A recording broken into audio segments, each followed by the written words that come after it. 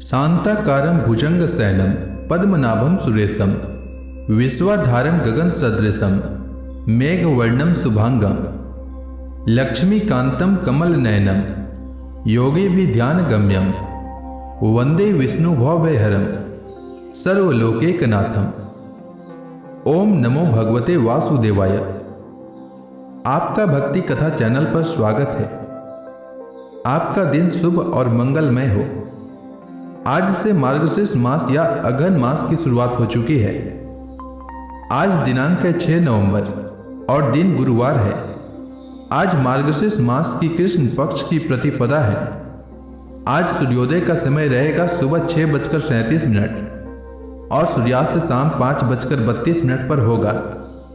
ब्रह्म मुहूर्त रहेगा सुबह 4:52 से सुबह 5:44 तक और अभिजीत मुहूर्त रहेगा सुबह 11:43 से दोपहर 12:26 तक। वहीं राहु काल दोपहर 1:26 से दोपहर 2:48 तक रहेगा। आज से आप प्रतिदिन इस चैनल पर मार्गशीर्ष मास कथा सुनेंगे, जिसमें प्रतिदिन आप भक्त और भगवान की एक नई कथा और भागवत पुराण का एक अध्याय सुनेंगे। तो आइए सबसे पहले सुनते हैं मार्गशीर्ष मास महात्म्य। सनातन पंचांग के अनुसार कार्तिक मास के पश्चात आने वाला मार्गशीर्ष मास अत्यंत पवित्र और शुभ माना गया है। भगवान श्री कृष्ण ने गीता में कहा है, मासा नाम मार्गशीर्षो अहम्, अर्थात मैं महीनों में मार्गशीर्ष हूं, जिससे इसका महत्व सर्वोच्च सिद्ध होता है।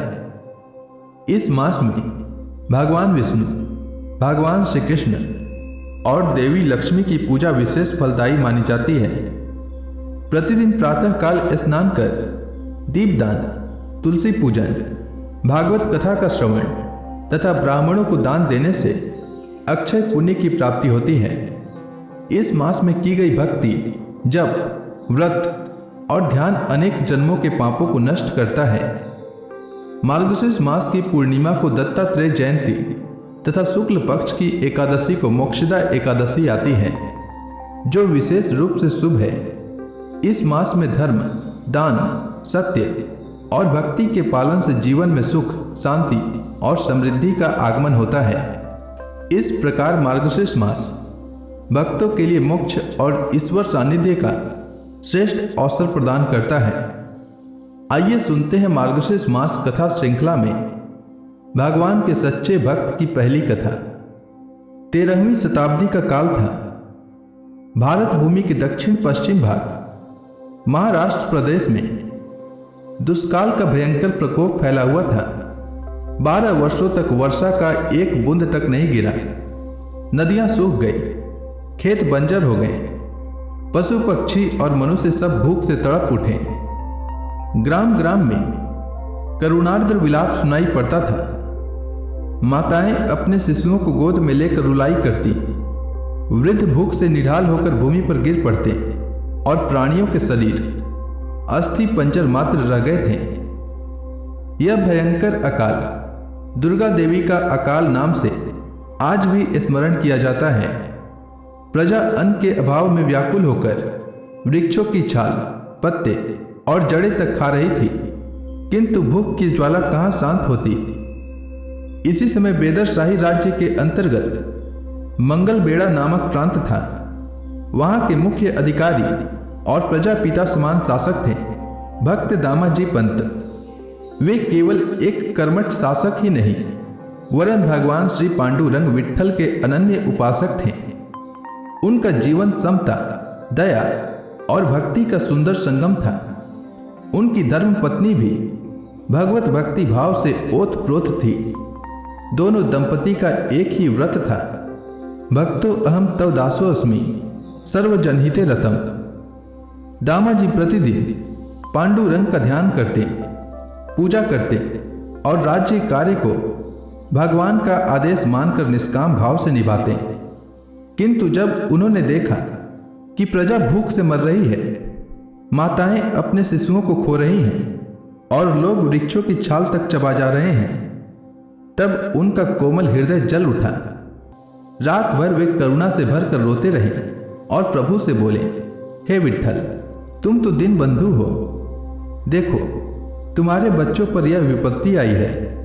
क्या मैं तुम्हारी आज्ञा से इनकी रक्षा न करूं? तभी उनके भीतर से एक दिव्य स्वर उठा, दामाजी, यह अन्न किसके लिए है? जब मेरे पुत्र भूख से तड़प रहे हैं तब ताले बंद रखना अधर्म है। खोल दो भंडार और सबको तृप्त करो। यह वाणी सुनकर दामाजी ने तत्काल निश्चय किया।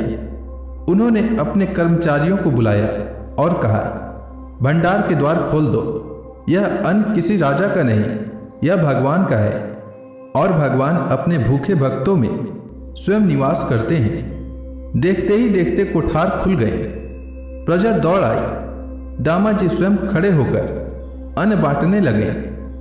भूख से व्याकुल लोगों के मुख पर पहली बार संतोष की मुस्कान आई। स्त्रियां रोती हुई दामाजी के चरणों में गिर पड़ी।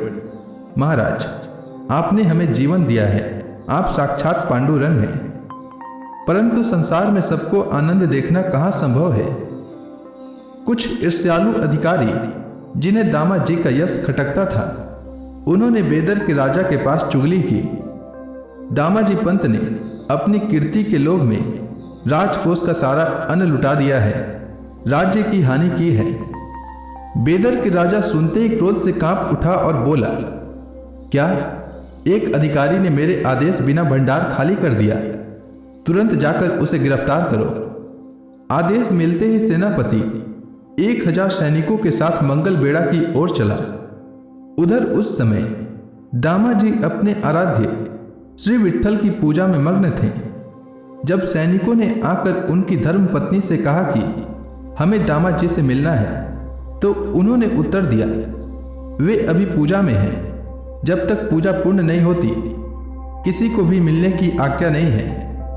सेनापति ने क्रोध में कहा, हम दरबार के आदेश से आए हैं, पूजा व्रत की परवाह हमें नहीं। साध्वी पत्नी ने निर्भीकता से कहा, यह पांडुरंग का घर है, यहाँ राजा का नहीं, केवल ईश्वर का आदेश चलता है। जब तक आराधना पूरी न हो कोई उनके सन्मुख नहीं जाएगा। उनकी वाणी में ऐसा तेज था कि सेनापति का क्रोध शांत हो गया। वह बाहर प्रतीक्षा करने लगा। जब पूजा समाप्त हुई, दामाजी बाहर आए। पत्नी ने सारा समाचार सुनाया। दामाजी मुस्कुराए और बोले, देवी, जो कार्य धर्म पूर्वक किया गया हो उसका फल सदा कल्याणकारी होता है। यदि राजा मुझे दंड देगा तो वह भी श्री विट्ठल की इच्छा होगी, हमें चिंता नहीं। वे प्रसन्न मन से बाहर आए और बोले, चलो भाई, मैं तैयार हूं। सैनिकों ने उनके हाथों में बेड़ियां डाल दी, किंतु उनके मुख पर विचलन का नाम न था। वे मुस्कुराते हुए बोले, इन लोहे की बेड़ियों में भी मैं अपने श्री विट्ठल के चरणों का स्पर्श देखता हूं। मार्ग में पंढरपुर पड़ता है। उन्होंने सेनापति से विनम्रता से कहा, एक बार अपने प्रभु के दर्शन की अनुमति दो। सेनापति ने सहर्ष अनुमति दी। मंदिर पहुंचे तो दामाजी की आंखों से अश्रुधारा बह निकली। उन्होंने भगवान पांडुरंग के चरणों में सिर रख दिया और बोले, हे नाथ, आज मैं आपके न्याय के आगे प्रस्तुत हूं। यदि भूखों को अन्न देना अपराध है तो यह अपराध बार बार करूंगा। वे रोते रोते बोले, हे विट्ठल, आपने ही प्रेरणा दी थी, अब वही परिणाम आया है। जो भी हो, आपकी इच्छा में मुझे आनंद है। कुछ देर भक्ति में डूबकर वे बाहर आए और यात्रा जारी रखी। उधर बेदर के राजा अपने सिंहासन पर बैठा था, क्रोध में उबलता हुआ। तभी दरबार में एक विचित्र युवक आया। श्याम वर्ण, तेजोमय मुख, शरीर पर केवल लंगोटी, कंधे पर काली कंबल और हाथ में लकड़ी, पर उसका चेहरा दिव्य आभा से चमक रहा था। वह झुककर बोला, महाराज की जय हो। मैं मंगल बेड़ा से आया हूं। मेरा नाम बिट्ठू है। मैं दामाजी पंत का सेवक हूं। उन्होंने अकालग्रस्त प्रजा को आपके कुठार का अन्न दिया था। अब मैं उसका मूल्य चुका देने आया हूं। राजा विस्मित होकर बोला, कितना मूल्य? बिट्ठू ने मुस्कुराते हुए एक छोटी थैली आगे बढ़ाई और बोला, इतना ही जो आपके खजाने के लिए पर्याप्त हो। इसके बाद राजा के आदेश पर एक सैनिक ने थैली खोली और अद्भुत दृश्य देखा। वह जितना रुपए निकालता, थैली उतनी ही भर जाती। रुपए बहते ही जा रहे थे जैसे कोई अनंत स्रोत हो। सैनिक कांप गया और राजा आश्चर्य से भर गया। बिट्टू के मुख की प्रभा उसे मंत्र मुग्ध कर रही थी। उसने कहा, भैया बिट्टू, तुम कौन हो? तुम्हारे स्वामी कैसे पुरुष हैं? बिट्टू बोला, मैं चमार जाति का हूं। मेरे स्वामी दामाजी पंत ने मुझे सेवा का अवसर दिया। उनके भंडार से जो अन्न निकला वही अन्न मेरा भी था। आज वही लौटाने आया हूं। राजा ने रसीद बनवाई और कहा, यह रसीद अपने स्वामी को दे देना। बिट्टू ने हाथ जोड़े, अब मुझे जाने की अनुमति दीजिए, मेरे मालिक चिंतित होंगे। यह कहकर वह युवक वहां से चला गया। कुछ देर बाद राजा को लगा यह मनुष्य नहीं, कोई दिव्य शक्ति थी। उसे भीतर से करुणा हुई।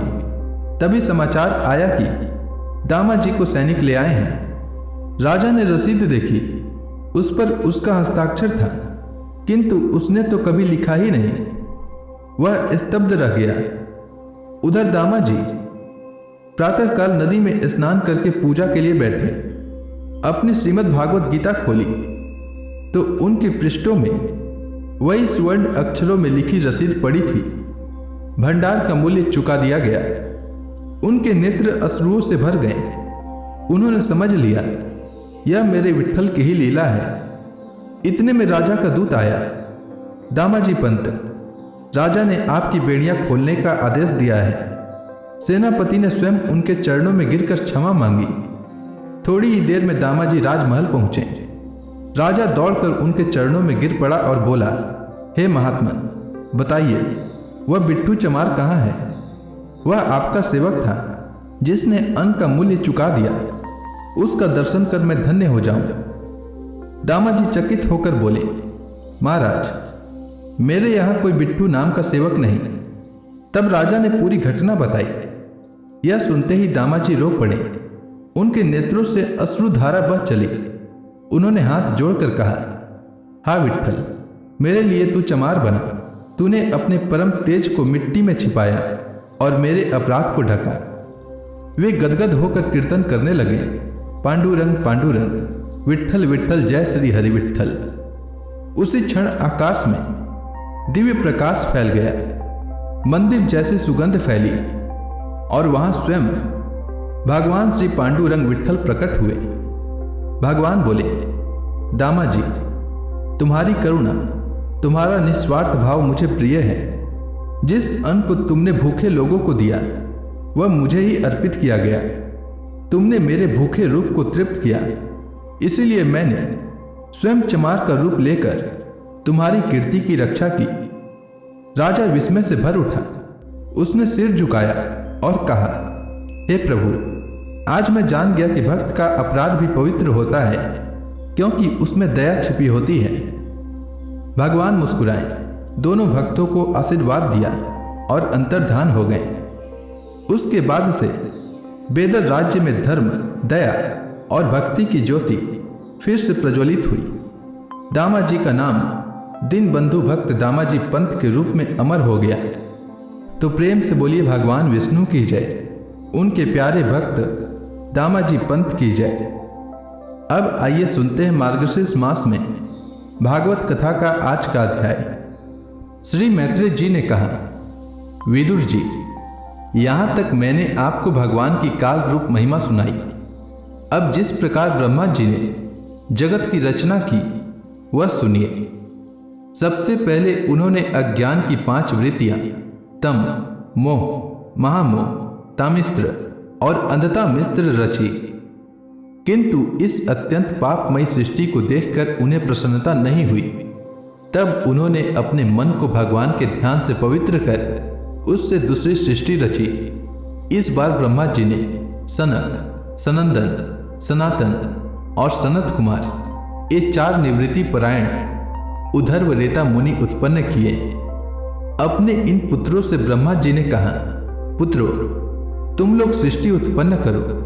किंतु वे जन्म से मोक्ष मार्ग का अनुसरण करने वाले और भगवान के ध्यान में तत्पर थे, इसलिए उन्होंने ऐसा करना नहीं चाहा। जब ब्रह्मा जी ने देखा कि मेरी आज्ञा न मानकर ये मेरे पुत्र मेरा तिरस्कार कर रहे हैं, तब उन्हें असह्य क्रोध हुआ। उन्होंने उसे रोकने का प्रयत्न किया, किंतु बुद्धि द्वारा उनके बहुत रोकने पर भी वह क्रोध तत्काल प्रजापति की भौहों के बीच में से एक नील लोहित बालक के रूप में प्रकट हो गया। वे देवताओं के पूर्वज भगवान रुद्र रो रोकर कहने लगे, जगत पिता विधाता, मेरे नाम और रहने के स्थान बतलाइए। तब कमल योनि भगवान ब्रह्मा ने उस बालक की प्रार्थना पूर्ण करने के लिए मधुर वाणी में कहा, रो मत, मैं अभी तुम्हारी इच्छा पूरी करता हूँ। देवश्रेष्ठ, तुम जन्म लेते ही बालक के समान फुट फुट कर रोने लगे, इसीलिए प्रजा तुम्हें रुद्र नाम से पुकारेगी। तुम्हारे रहने के लिए मैंने पहले से ही हृदय, इंद्रिय, प्राण, आकाश, वायु, अग्नि, जल, पृथ्वी, सूर्य, चंद्रमा और तप ये स्थान रच दिए हैं। तुम्हारे नाम मन्यु, मनु, महिनस, महान, शिव, ऋतध्वज, उग्ररेता, भव, काल, वामदेव और धृतव्रत होंगे तथा धी, वृति, उष्णा, उमा, न्यूट, सर्पी, ईला, अंबिका, इरावती, सुधा और दीक्षा, 11 रुद्राणियां तुम्हारी पत्नियां होंगी। तुम उपरयुक्त नाम, स्थान और स्त्रियों को स्वीकार करो और इनके द्वारा बहुत सी प्रजा उत्पन्न करो, क्योंकि तुम प्रजापति हो।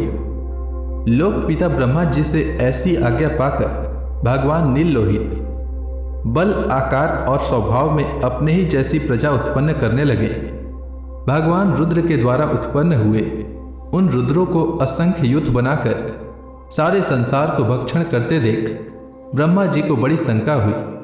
तब उन्होंने रुद्र से कहा, सूर्यश्रेष्ठ, तुम्हारी प्रजा तो अपनी भयंकर दृष्टि से मुझे और सारी दिशाओं को भस्म किए डालती है, अतः ऐसी सृष्टि और न रचो, तुम्हारा कल्याण हो।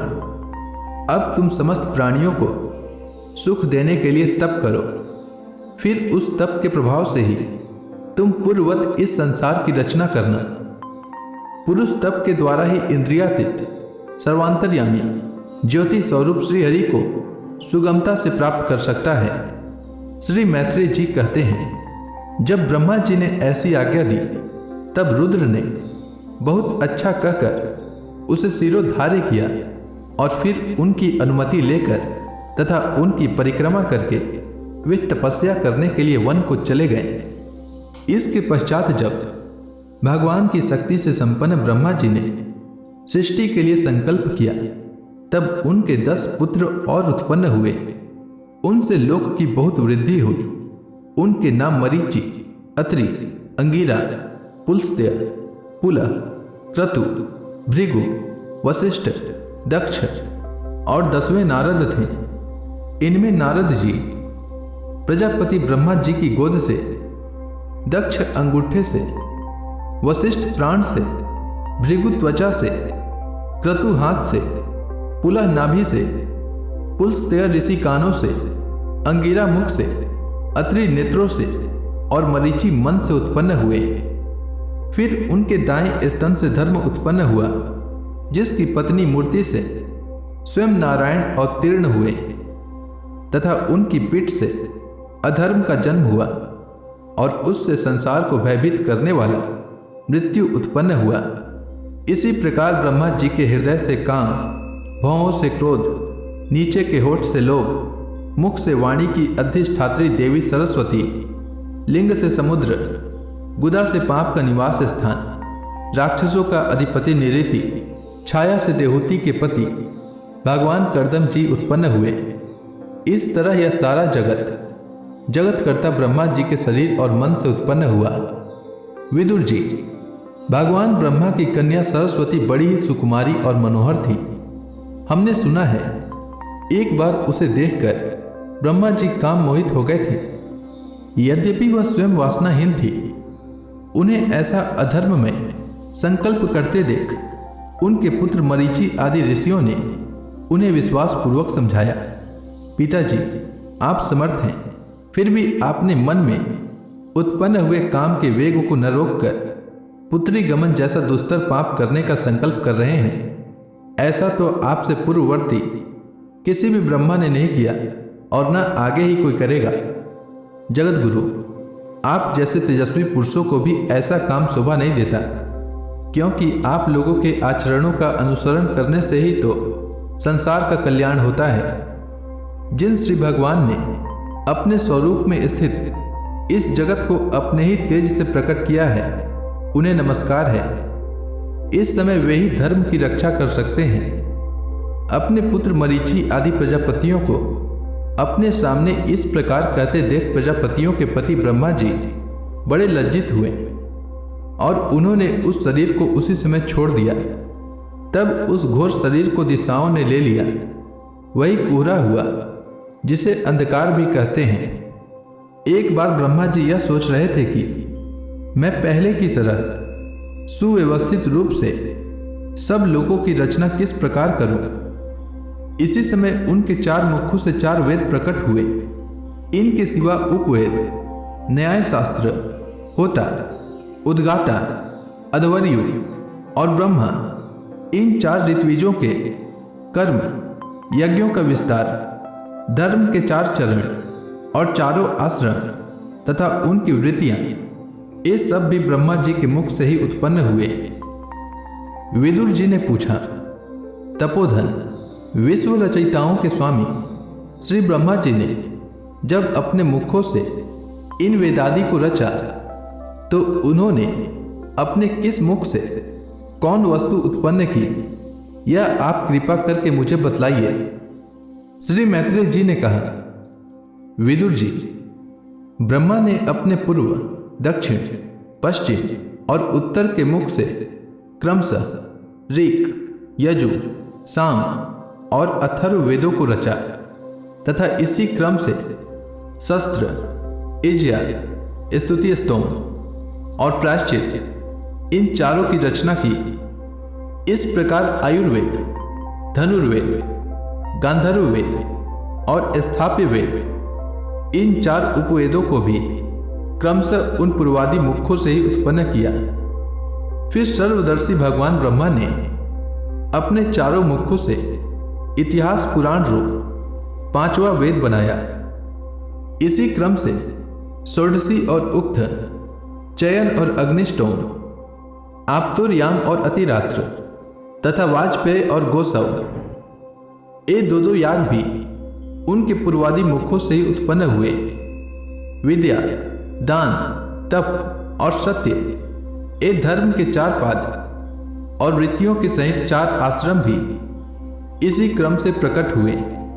सावित्र, प्रजापत्य, ब्राह्मण और बृहत, ये 4 वृत्तियां ब्रह्मचारी की हैं तथा वार्ता, संचय, शालीन और शिलोंच, ये 4 वृत्तियां गृहस्थ की है।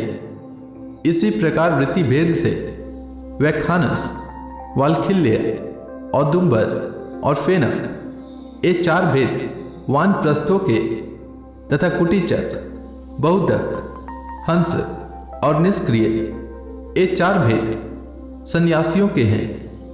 इसी क्रम से अन्वीक्षिकी, त्रयी, वार्ता और दंड नीति, ये 4 विद्याएं तथा 4 व्याहृतियां भी ब्रह्मा जी के 4 मुखों से उत्पन्न हुई तथा उनके हृदयाकाश से ओमकार प्रकट हुआ। उनके रोमों से उष्णिक, त्वचा से गायत्री, मांस से त्रिष्टुप, स्नायु से अनुष्टुप, अस्थियों से जगति, मज्जा से पंक्ति और प्राणों से बृहति छंद उत्पन्न हुआ। ऐसे ही उनका जीव स्पर्श वर्ण और देह स्वर वर्ण कहलाया। उनकी इंद्रियों को उष्म वर्ण और बल को अंतस्थ कहते हैं तथा उनकी क्रीड़ा से निषाद, ऋषभ, गांधार, षडज, मध्यम, दैवत और पंचम, ये 7 स्वर हैं। हे तात, ब्रह्मा जी शब्द ब्रह्म स्वरूप हैं। वे वैखरी रूप से व्यक्त और ओंकार रूप से अव्यक्त हैं तथा उनसे परे जो सर्वत्र परिपूर्ण पर ब्रह्म है, वही अनेकों प्रकार की शक्तियों से विकसित होकर इंद्रादि रूपों में भास रहा है। विदुर जी, ब्रह्मा जी ने पहला कामासक्त शरीर जिससे कोहरा बना था छोड़ने के बाद दूसरा शरीर धारण करके विश्व विस्तार का विचार किया। वे देख चुके थे कि मरीचि आदि महान शक्तिशाली ऋषियों से भी सृष्टि का विचार अधिक नहीं हुआ। अतः वे मन ही मन पुनः चिंता करने लगे। अहो, बड़ा आश्चर्य है, मेरे निरंतर प्रयत्न करने पर भी प्रजा की वृद्धि नहीं हो रही है। मालूम होता है इसमें देव ही कुछ विघ्न डाल रहे हैं। जिस समय यथोचित क्रिया करने वाले श्री ब्रह्मा जी इस प्रकार देव के विषय में विचार कर रहे थे, उसी समय अकस्मात उनके शरीर के दो भाग हो गए। कब ब्रह्मा जी का नाम है, उन्हीं से विभक्त होने के कारण शरीर को काया कहते हैं। उन दोनों विभागों से एक स्त्री पुरुष का जोड़ा प्रकट हुआ। उनमें जो पुरुष था वह सार्वभौम सम्राट स्वयंभू मनु हुए और जो स्त्री थी वह उनकी महारानी शतरूपा हुई। तब से मिथुन धर्म स्त्री पुरुष संभोग से प्रजा की वृद्धि होने लगी। महाराज स्वयंभू मनु ने शतरूपा से 5 संतानें उत्पन्न की। साधु शिरोमणि विदुर जी, उनमें प्रियव्रत और उतानपाद 2 पुत्र थे तथा आकुति, देहुति और प्रसूति 3 कन्याएं थीं। मनु जी ने आकुति का विवाह रुचि प्रजापति से किया। मंजली कन्या देहुति कर्दम जी को दी और प्रसूति दक्ष प्रजापति को। इन तीनों कन्याओं की संतति से सारा संसार भर गया। तो प्रेम से बोलिए विष्णु भगवान की जय। इसके आगे की भागवत पुराण की कथा में कल के मार्गशीर्ष मास कथा में सुनाऊंगा। तब तक के लिए भगवान हरि का नाम जपते रहें।